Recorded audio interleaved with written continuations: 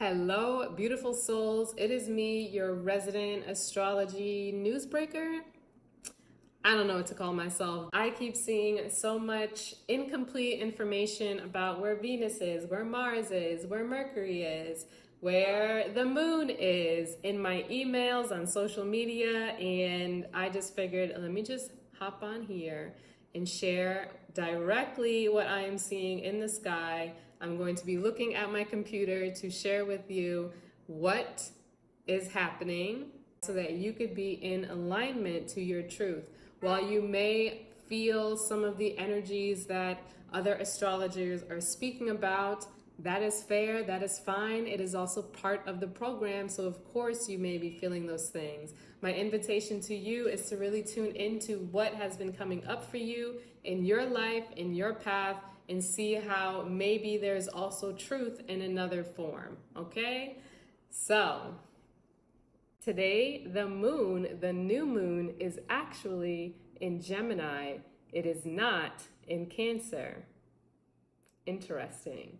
We have more opportunity to really reflect on and bring into fruition some of the goals and the desires that we have around maybe starting to write that book, around starting that podcast, around using your voice and showing up, releasing any of those old stories that have been holding you behind with, actually, I would like to correct that because nothing is holding you back or behind, but the things that maybe have been laying dormant for a while, where can you now show up and give yourself an opportunity to bring something new for yourself?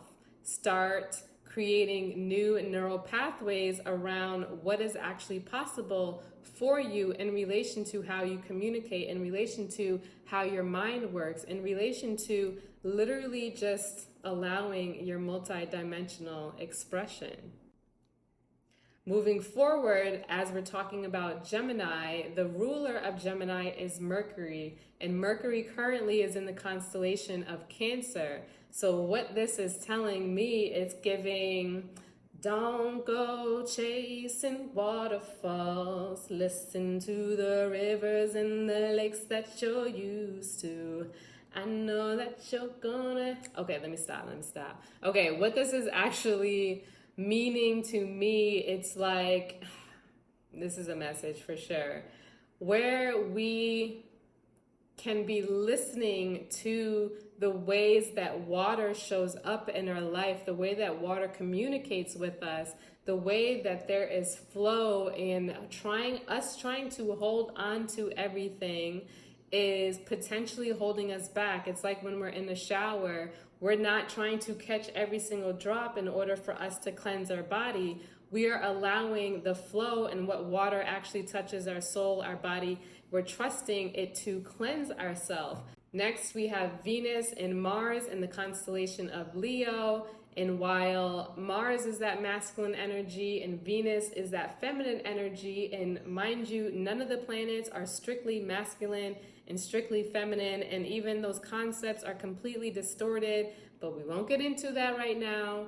But where we have the masculine and feminine, where all of us have that within us, how can we bring more balance into that when we are taking inspired action and when we are in alignment to our values and our desires and the things that we care about when it comes to our expression, when it comes to creativity, when it comes to the way that we can literally just have fun? Are you allowing fun into your life? Are you doing your tasks with a lot of force? Where there is lots of force, how can we bring more of that balance, that flow? Again, going back to Mercury, it's like, let things go and flow. It's not to say just sit down, do nothing, and not take that action. It's asking us to allow the ebbs and flow of life to be. Since we're on the topic of Mars, it's important for us to also look back at Aries and remember that we have Jupiter in the constellation of Aries until next year in April, end of April, and Jupiter is an expansive planet. it is really asking us to tune into who we are and how we desire to show up in this world. When we look at Aries in our birth chart, in that first house, it is the only house that represents who we are. It has nothing to do with anyone else.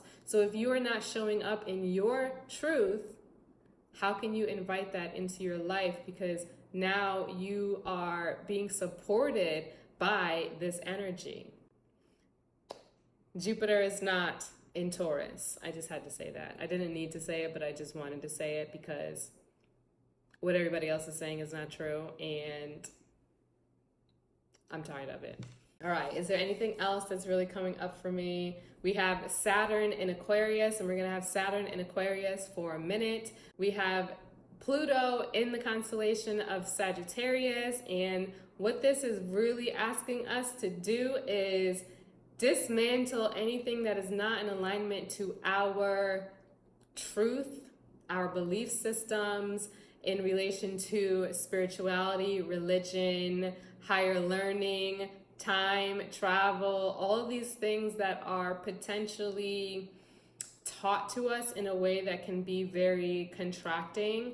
Now, for several years, we are going to be in this energy, and we are seeing this specifically through the ways that some people are starting to vocalize and share their plant medicine journeys, their spirituality. They're learning more about healing and manifestation and really seeking what is actually true for them. There's some people that have been navigating away from the church systems in the ways that that has been restricting on their life.